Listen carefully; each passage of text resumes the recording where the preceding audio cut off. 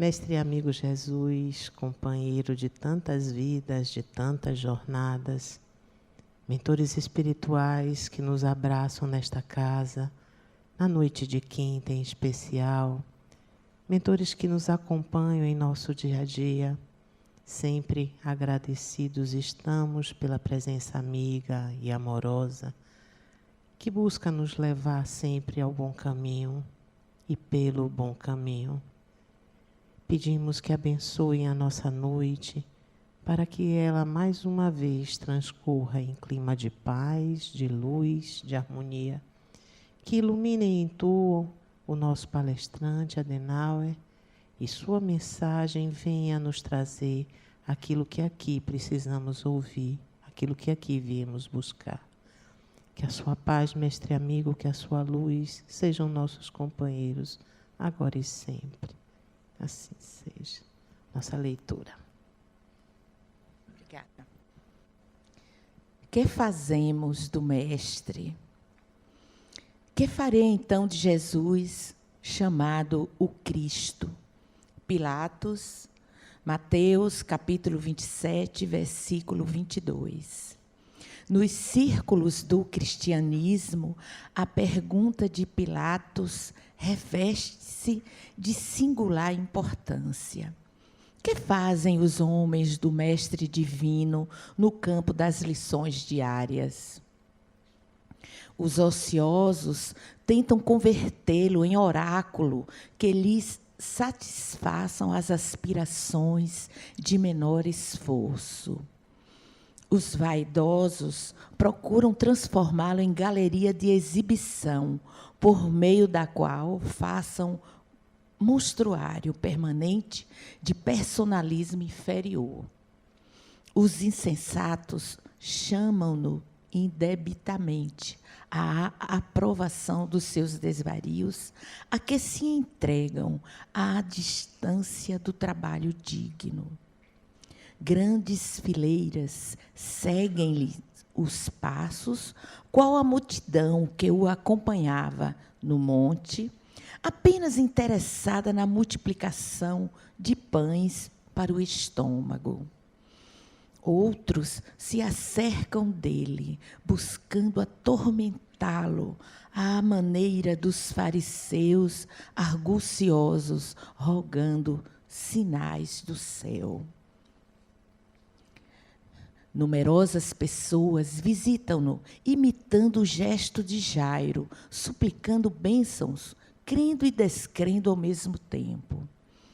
Diversos aprendizes ouvem-lhe os ensinamentos ao modo de Judas, examinando o melhor caminho de estabelecerem a própria dominação. Vários corações observam-no com simpatia, mas, na primeira oportunidade, indagam, como a esposa de Zebedeu, sobre a distribuição dos lugares celestes. Outros muitos o acompanham estrada fora, iguais a inúmeros admiradores de Galileia, que lhe estimavam os benefícios e as consolações, detestando-lhe as verdades cristalinas. Alguns imitam os beneficiários da Judeia, a levantarem mãos postas no instante das vantagens e a fugirem, espavoridos do sacrifício e do testemunho. Grande maioria procede à moda de Pilatos, que pergunta solenemente quanto ao que fará de Jesus e acaba crucificando-o com despreocupação do dever e da responsabilidade. Poucos imitam Simão Pedro, que após a iluminação no Pentecostes, segue-o sem condições até a morte. Raros copiam Paulo de Tarso, que se ergue na estrada do erro, colocando-se a caminho da redenção, passando por impedimentos e pedradas até o fim da luta. Não basta fazer do Cristo Jesus o benfeitor que cura e protege. É indispensável transformá-lo em padrão permanente da vida, por exemplo e modelo de cada dia.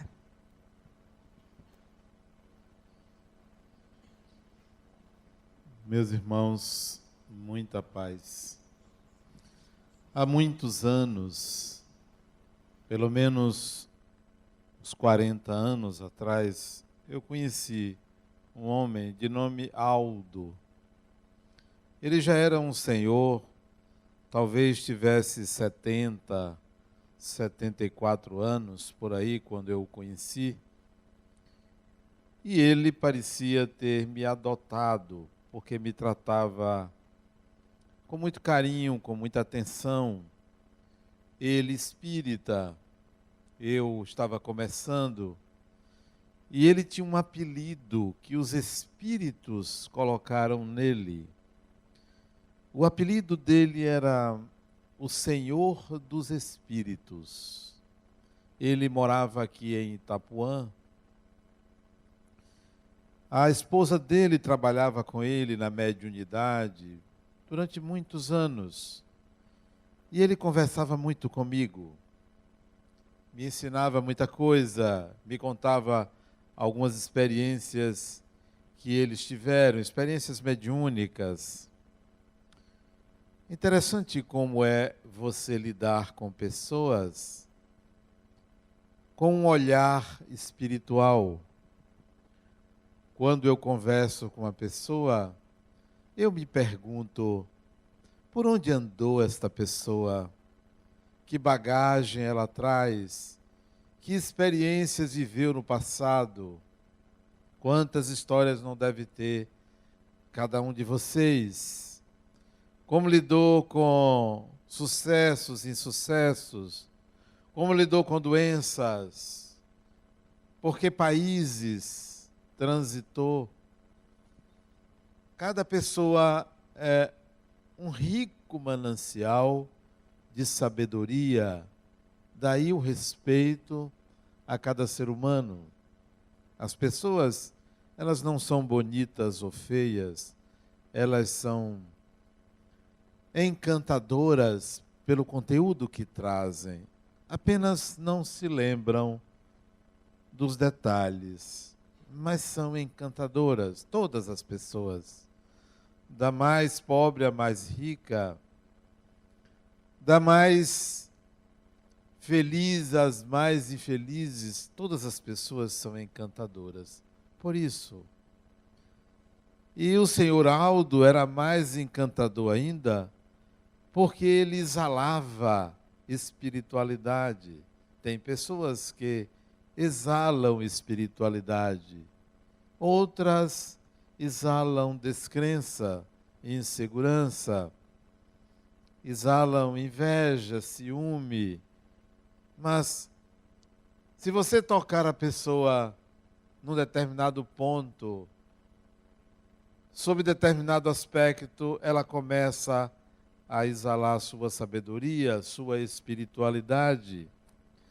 E o senhor Aldo fazia isso comigo, ele me elevava a uma percepção mais ampla do espiritual. Cabeça branca, um senhor alto, magro. E ele um dia me disse, meu filho, a semana passada eu fiquei inquieto, muito inquieto. Um amigo espiritual me falou que eu iria sofrer um acidente. E eu fiquei preocupado. E ele me disse que iria fazer tudo para evitar. Ao dizer que eu iria sofrer um acidente, ele já me deixou ansioso. Como seria? Não que eu me preocupasse em desencarnar. Não era essa a minha preocupação. Era só o que iria acontecer. Porque se fosse desencarnar, eu vou desencarnar um dia. Pode ser de acidente, pode ser de morte natural. Um dia eu iria desencarnar.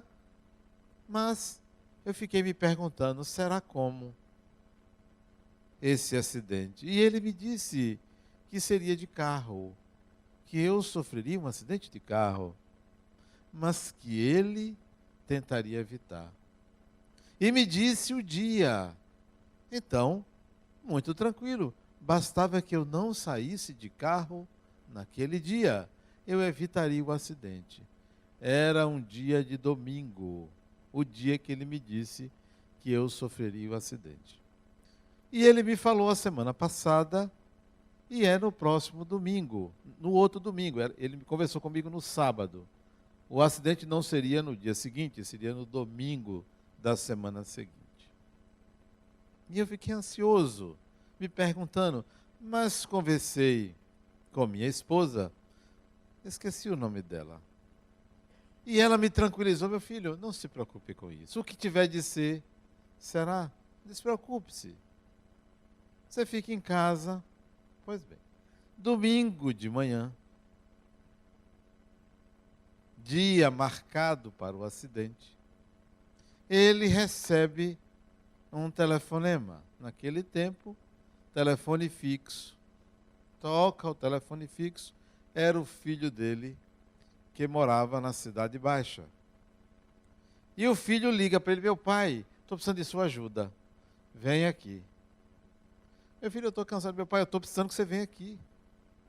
E ele, a contragosto, e a mulher dizendo não vá, ele pega o Fusca dele, um Fusca, e vai para a Cidade Baixa domingo de manhã. As coisas acontecem de uma forma na vida material que nós não temos controle. Ninguém tem controle absolutamente de nada.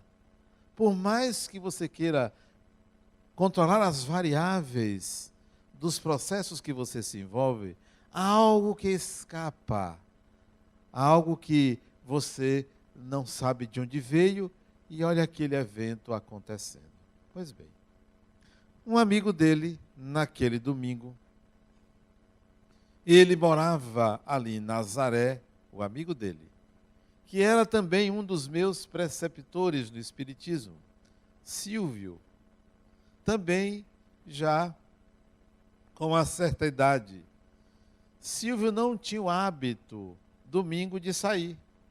Ele optava o domingo por ficar em casa, porque ele passava a semana toda aposentado. Ele ia para o centro, quase todos os dias.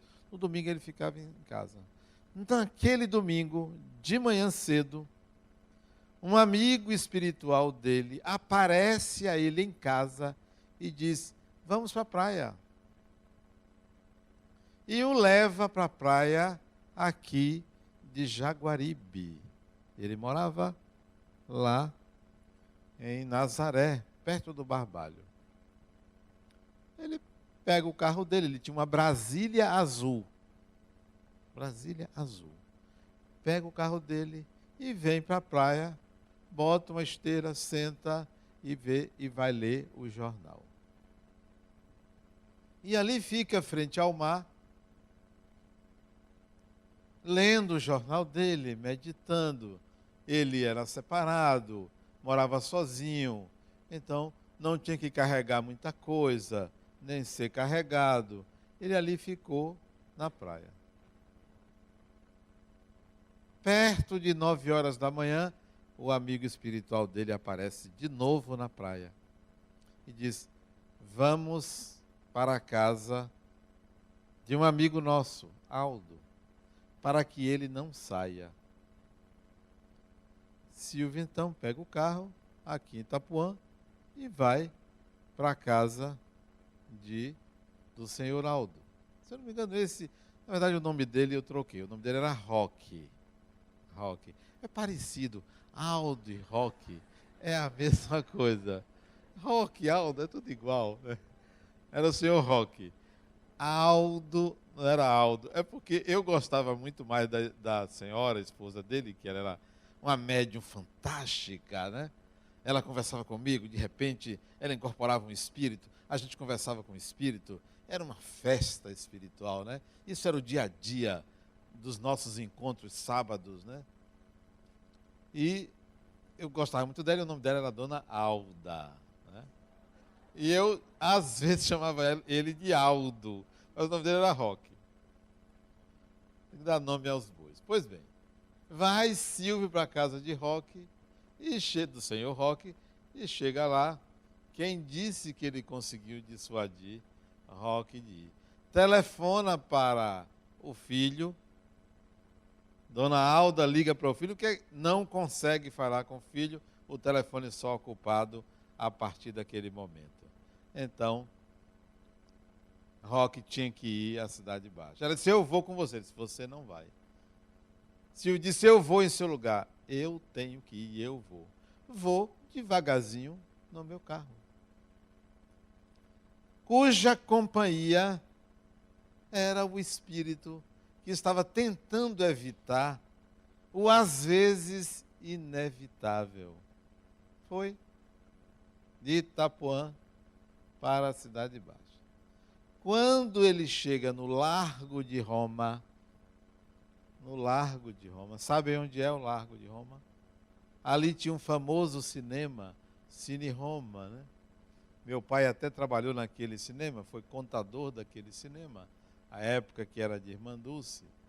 Isso lá pela década de 70, início da década de 70. Quando ele vai fazer a curva, inexplicavelmente tinha óleo na pista, o carro capota. E o acidente, de fato, aconteceu. O que é que ele teve? Nada. Absolutamente nada. Nem o óculos que ele usava se quebrou, saiu do rosto dele, mas o carro capotou na pista e ele estava em baixa velocidade. Um susto muito grande. Não tinha celular para avisar. Chegam pessoas, desviram o carro, ele estava bem, mas o carro não teve condições de sair do lugar. Ele foi a pé para a casa do filho, que era ali perto. Na verdade, o filho queria conversar, algum problema do neto dele, problema de escola, não era nada demais, absolutamente nada demais. Liga para casa, dizendo, não, eu estou bem. Houve algum acidente? Houve, mas eu estou bem. E contou o que houve. E a mulher, sabe como é a mulher? Está vendo? Essa mulher é um negócio sério. É sério mesmo.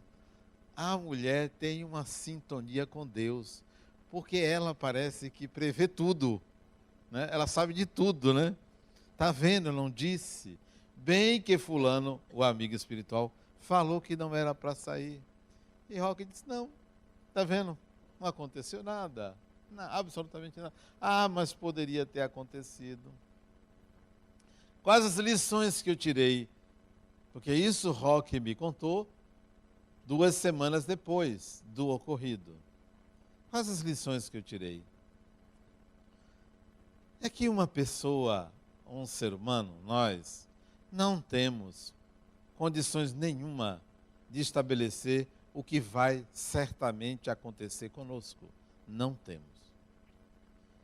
Tirei a conclusão de que há episódios da nossa vida, da nossa existência, que nós vamos passar, que nós vamos atravessar. E poderíamos até antever alguns e se preparar para esses episódios. Se preparar. Pelo menos você não vai ter a surpresa, vai encarar com naturalidade, porque sabe que aquilo vai acontecer. E é possível para qualquer um de nós antever algumas experiências, porque todos nós reencarnamos com propósitos para viver certas experiências pela pessoa que você é, pelo que você guarda, pelo que se repete dentro de você, pelas suas tendências, dá para você perceber que vai se dar aquilo, que vai acontecer aquilo. Existem prazeres soberanos na vida. Prazeres soberanos. O que são prazeres soberanos? São experiências das quais você não abdica. Você não abdica. Tem pessoas que têm o prazer de comer, mas comer não é um prazer soberano. O prazer soberano que leva uma pessoa a comer demais, o prazer soberano não é a alimentação. O prazer soberano é a necessidade de eliminar a ansiedade. Esse é um prazer soberano. Se você reconhecer quais são os prazeres soberanos da sua vida, você vai perceber ou vai antever algumas experiências que você vai ter que passar. Porque quem dita é o prazer soberano. É o prazer soberano que atrai experiências como essa, a dele. Qual foi o prazer soberano que atraiu a experiência? O materno. Porque ir acarinhar um filho ou atender o pedido de um filho é uma experiência maternal. O prazer soberano levou ele à experiência de experimentar o limite da vida, do corpo, o limite físico. Quais são os seus prazeres soberanos? Faça um repertório dos seus prazeres. E aí você vai saber que tipo de experiências você estará sujeito, para onde o destino vai te levar. Ele vai lhe levar para onde aponta o prazer soberano. Mais ainda, nós reencarnamos com um certo conhecimento de macro experiências que vamos viver. Se você sabe que você vai passar por determinada experiência nessa encarnação, um pouco antes, os avisos começam a aparecer. Os sinais. Algumas experiências começam a atender você para o que virá. É como se você estivesse sendo avisado pelo destino. Vai acontecer isso. Às vezes é um pensamento, às vezes é um acontecimento, às vezes é uma pessoa que surge, outras é uma imagem que aparece em sua mente para dizer que aquilo vai acontecer. E você vai dizer assim: eu sabia que isso ia acontecer. Eu sabia. Então, nós reencarnamos com alguns avisos, com algumas tendências, e que a gente pode antevê-las. É fácil saber que uma pessoa vai adquirir determinado karma. Se alguém lhe agride e você tem necessidade de revidar, você já sabe o seu futuro, qual é. Vincular-se àquela pessoa. Vincular-se. Se a vida lhe retira algum objeto de valor e você resolve repor esse objeto, que não era tão necessário para você, você já sabe o que vem pelo destino, que o destino vai lhe favorecer. Uma perda, uma outra perda, até você entender que aquilo é desnecessário. Mas aquela ambição desmedida de ter uma coisa, certamente vai lhe levar a uma experiência de perda. E assim, muitos acontecimentos de nossa vida, facilmente você pode antever o que virá no futuro. Facilmente.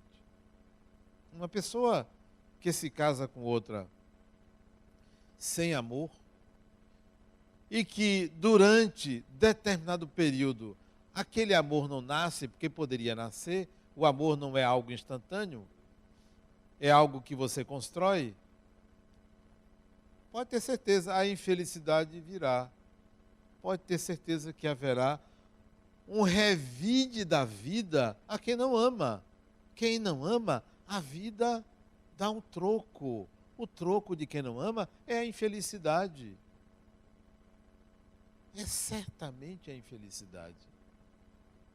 Pois bem, os sinais aparecem. Eles são muitos. Um desses sinais chama-se sincronicidade, algo que eu falei na quinta-feira passada. Sincronicidade. Sincronicidade é uma experiência onde não há um nexo causal entre os eventos que fazem-na acontecer. Não há um nexo causal. Não estão relacionadas, senão no resultado e não na causa. Não estão relacionados. Há algum tempo atrás, um amigo meu, ele até de vez em quando vem aqui, ele me relatou a seguinte experiência. A experiência do beija-flor. Já contei para vocês? Do beija-flor. Ele, como eu, gosta daquela música Não te admire se um dia um beija-flor invadir a tua casa, não é? A porta da tua casa, te der um beijo. Ele também gosta dessa música, que eu também gosto. Acho bonita a imagem de um beija-flor. Esta música fazia ele lembrar uma ex-namorada. Fazia ele lembrar. Então, toda vez que tocava essa música, quando ele ouvia, ele lembrava daquela ex-namorada. Só lembrava. Ele estava em casa, 8º andar de um edifício, ouve a música, o que entra pela janela, um beija-flor. Um beija-flor. Exatamente na hora que a música toca. Na hora que aparece, ou ele ouve a palavra beija-flor, entra um beija-flor em casa. O nome disso é sincronicidade. Ou alguém pensa que foi um espírito que botou o beija-flor ali, que incorporou no beija-flor. Não. Não é algo movido por um espírito. Ou o beija-flor ouviu a música, opa, minha música, e foi para lá. Não. Não tem um nexo causal, mas estão relacionadas pelo efeito. Então, isto é sincronicidade. Diferente da experiência de Roque. Ele foi acionado pelo filho. Ele saiu de carro, havia óleo no asfalto e a experiência se deu. O espírito tentou evitar, mas não conseguiu. O espírito mobilizou o amigo dele para impedir, mas não conseguiu. Mesmo que o espírito tivesse conseguido, não seria sincronicidade. Quando você pensa em alguém e esse alguém aparece ou lhe telefona, isto não é sincronicidade. Pode haver uma relação entre você e aquela pessoa, até mesmo pode um espírito sugerir, fulano ligue para ciclano. E vai lá até você e faz você se lembrar da pessoa.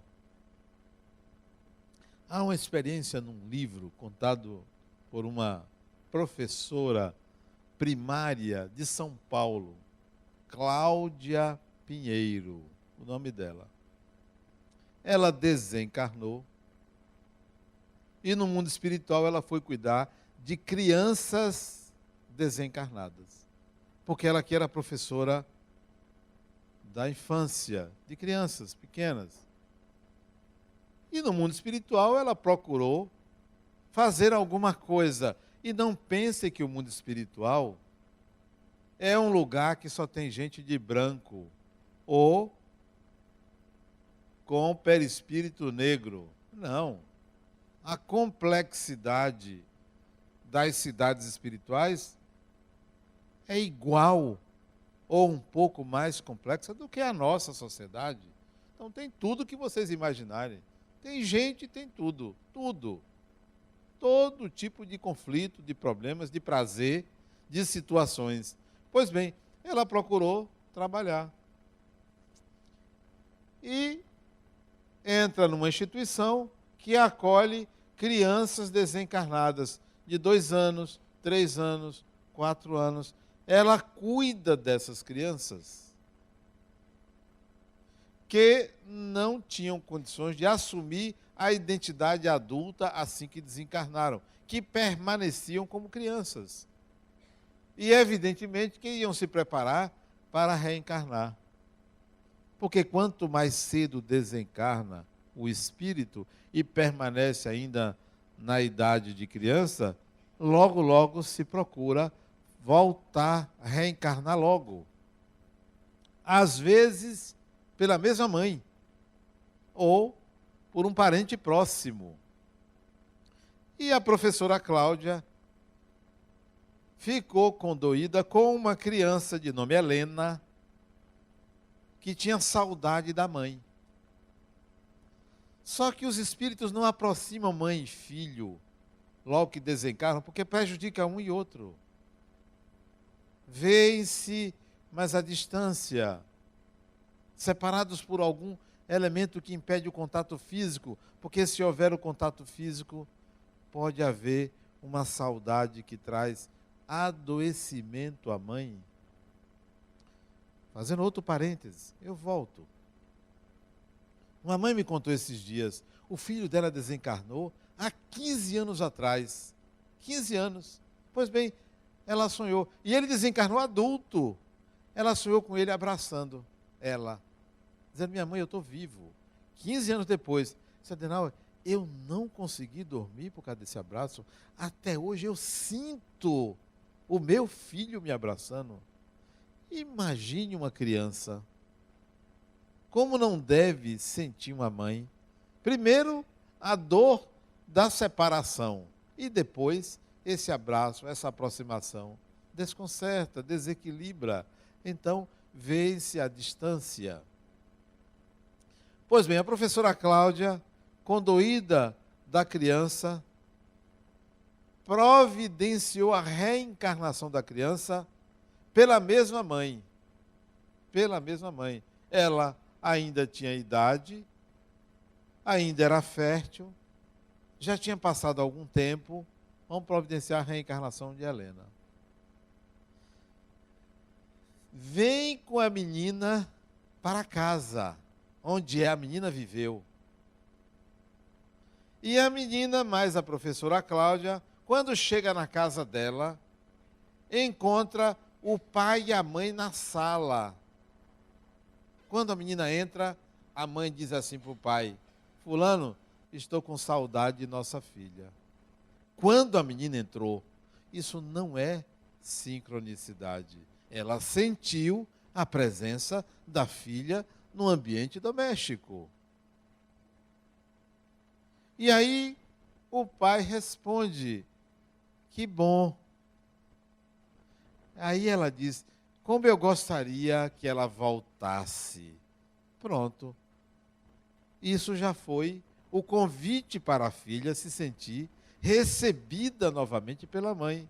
E a reencarnação aconteceu. Ela reencarnou e a mãe botou o mesmo nome, Helena. O mesmo nome da filha anterior, Helena. Não porque sabia materialmente que a filha voltou, mas espiritualmente, no encontro que foi feito entre ela, a filha, a professora Cláudia, o pai e outros espíritos, foi dito quem era que ela ia receber como filho, que era o mesmo. Ela então botou o nome de Helena. Isso não é sincronicidade, é trabalho espiritual para aproximar os espíritos, as pessoas.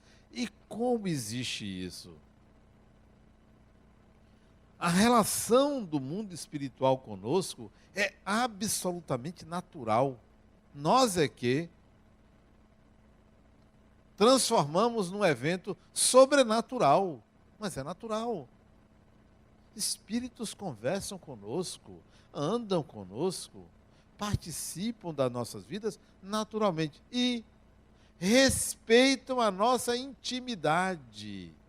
Nem todo espírito entra na sua casa. Nem todo espírito não tem assim essa liberdade. Eu vou entrar na casa de fulano. Não é assim. Há barreiras. E são barreiras promovidas pelos seus pensamentos, sentimentos, emoções. Não é simples assim, porque um espírito pode atravessar uma parede, ele pode entrar na sua casa. Como você também não pode entrar na casa de qualquer pessoa. O impedimento não é só físico. Você entra na casa de uma pessoa, se a porta estiver aberta, você vai fazer o que ali? Na primeira oportunidade, alguém vai perguntar quem é? Você. O que você está fazendo aqui? Então, não é sincronicidade pensar numa pessoa e a pessoa ligar. a sincronicidade, você não vai encontrar uma explicação entre os eventos. A experiência de Carl Gustav Jung sobre o assunto, porque ele trouxe essa explicação, foi fantástica. Ele estava dando uma aula na faculdade, ele era médico, estava dando uma aula,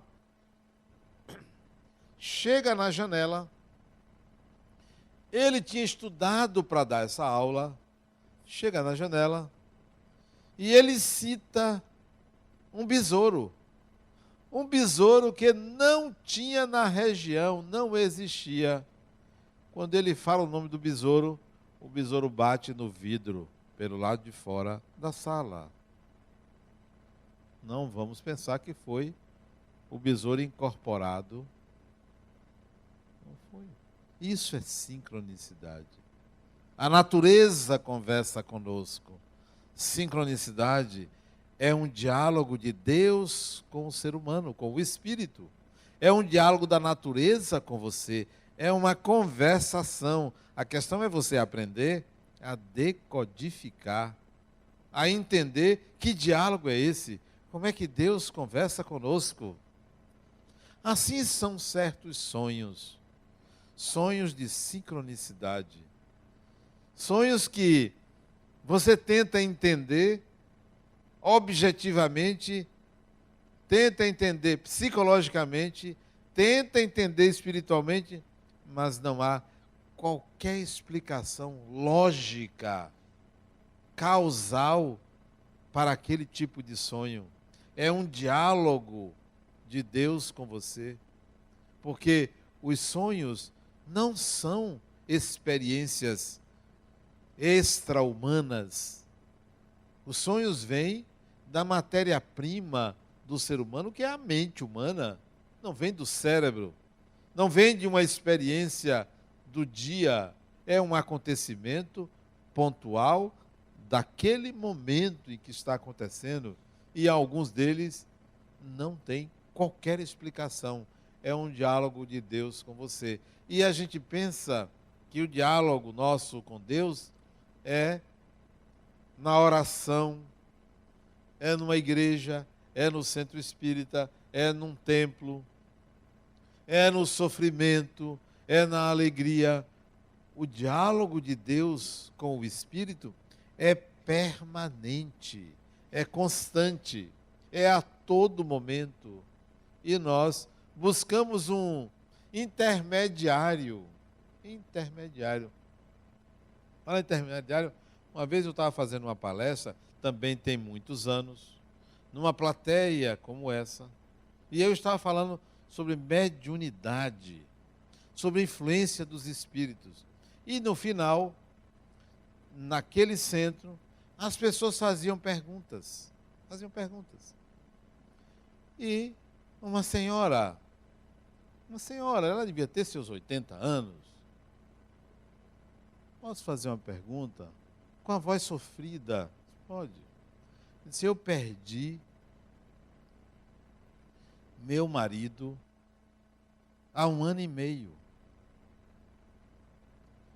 E recentemente meu filho também faleceu. E eu queria lhe fazer um pedido de oração. Disse: pois não. Me dê o nome deles, que eu vou orar por eles. Disse: não, eu não quero que você ore por eles. O pedido de oração é para eu arranjar outro marido. Sério. As pessoas fazem isso.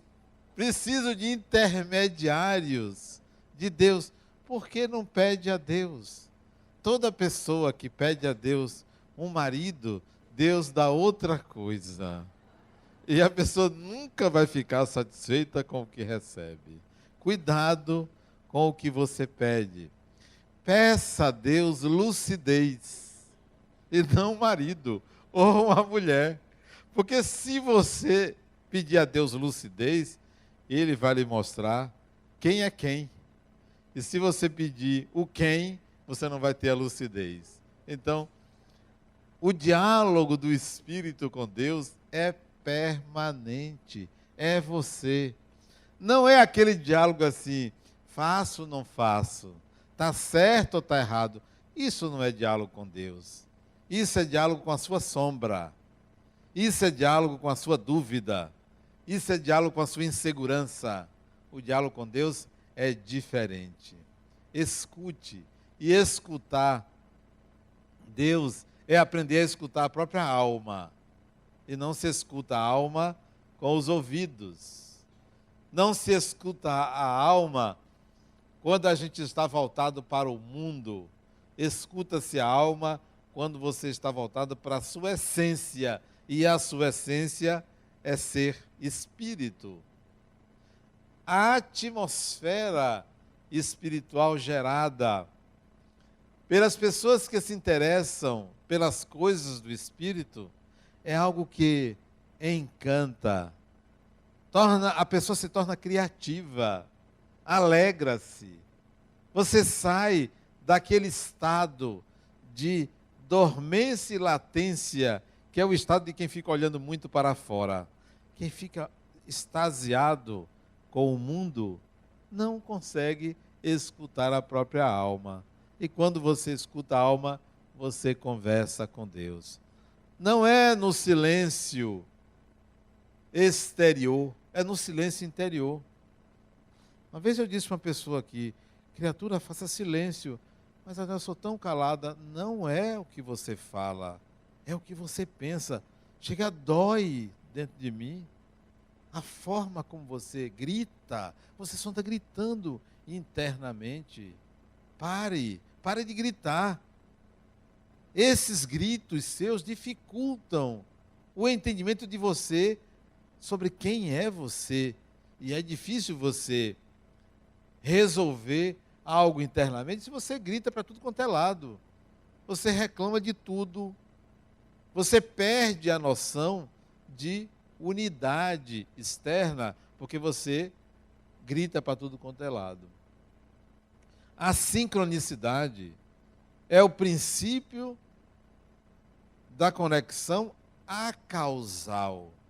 Será que você consegue pensar em algo que não tem a causa e que acontece? No começo do século passado, melhor dizendo, no final do século anterior ao passado, do século XIX, nasceu a física quântica. No ano de 1900, dezembro de 1900,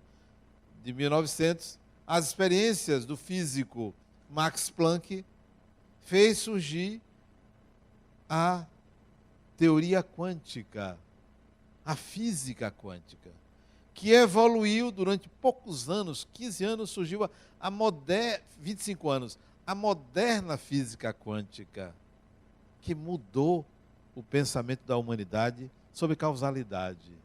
Não, as coisas não obedecem a uma conexão causal. As coisas são o que são e devem ser entendidas na sua unidade. Mas a gente faz uma série de correlações, uma série de suposições. São essas suposições que desviam a gente da experiência real, do que de fato está acontecendo.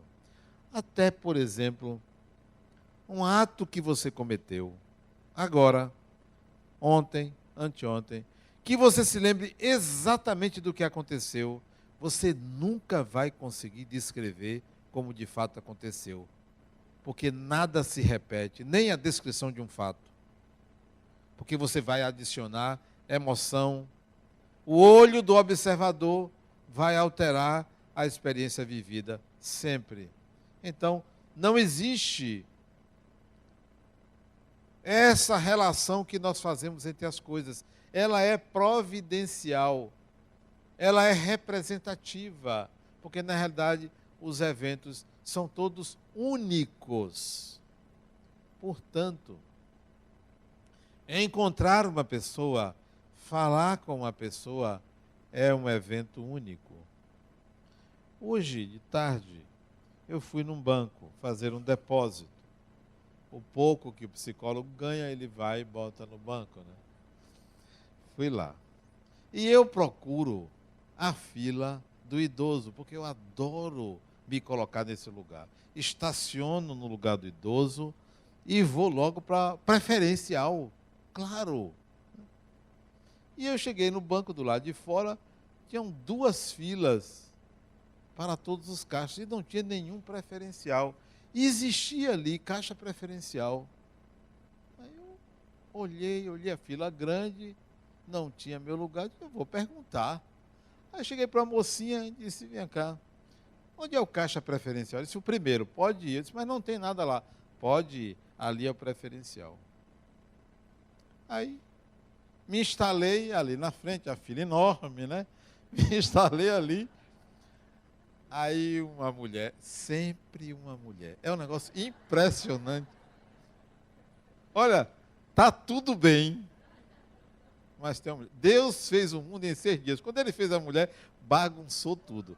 Mas veja, eu fiquei ali, a mulher disse, de lá, né? O senhor é preferencial? Aí eu olhei, sou. Ela disse, minha mãe, vem cá. Aí veio a mãe dela, ficou atrás de mim. Eu disse, não, a senhora vai para a minha frente. A senhora já estava aí. Ela disse, não, meu filho, você, porque era mais velha que eu, você que descobriu. Eu disse, não, a senhora vai na frente. E aí eu fiquei conversando, porque eu adoro conversar em fila, somente com estranhos, porque você pergunta um bocado de coisa, você fala o que você quiser, não conhece a pessoa, talvez nem encontre mais, então, aí eu fiquei conversando com ela, enquanto uma criatura estava lá. Nada é por acaso. Nada acontece assim, ao sabor. É uma experiência única. Conversar com aquela senhora ali, a filha dela ficou logo ao lado, conversar com aquela senhora ali, experiência única, especial. Não tem nenhuma causalidade. Eu até nem ia sair, porque estava meio gripado. Eu vou sair, eu ia depositar amanhã, vou depositar hoje, eu vou lá. Não tinha esse propósito, não queria sair, mas fui, encontrei ela, conversei, pelo menos durante 5 minutos nós conversamos ali. Ela fez o depósito dela, demorou, a filha parece que era problemática, demorou, é sempre assim, né? Eu fiquei ali esperando, ela terminou, eu fui. Mas foi ótimo conversar com aquela pessoa. Isso é sincronicidade. Por quê? Porque para mim é sempre bom estabelecer um contato de espírito para espírito. De espírito para espírito. Porque cada pessoa tem a bagagem da humanidade nela. Todos nós temos a bagagem da humanidade em nós. Todo ser humano possui a experiência de toda a espécie.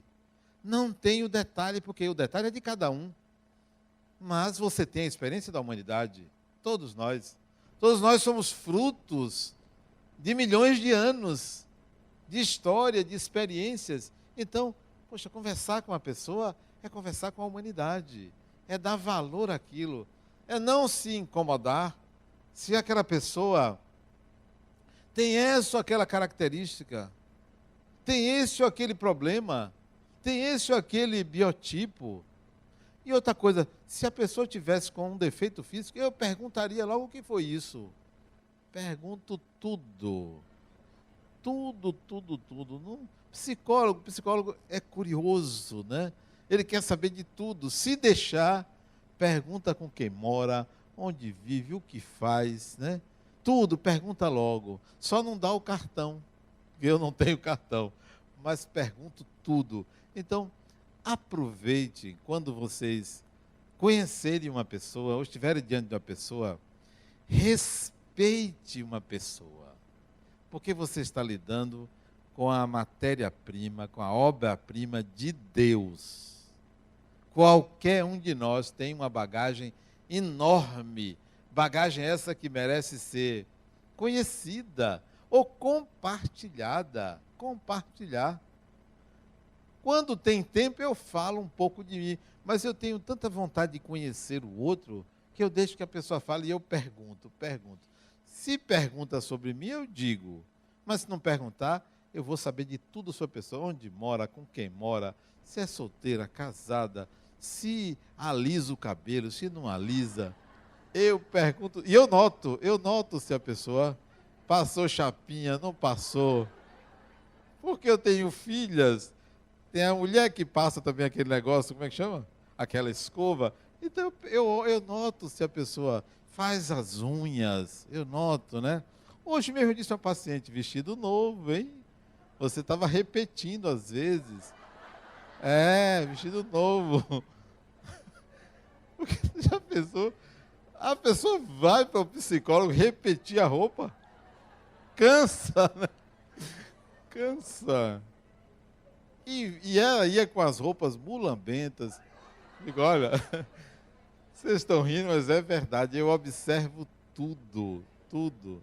As unhas dos pés, se a pessoa faz, se não faz, né? A pessoa está ali contando um monte de história, nem sempre eu estou ouvindo. E a pessoa confia, ó. Que psicólogo é esse? Às vezes eu faço assim, hã? Eu estava pensando em outra coisa. Você vê como a pessoa ganha dinheiro, né? Eu falei isso, mas eu esqueci do que eu ia falar. Sim. Uma pessoa representa Deus. Por que eu me lembrei de Roque, o marido de Dona Alda?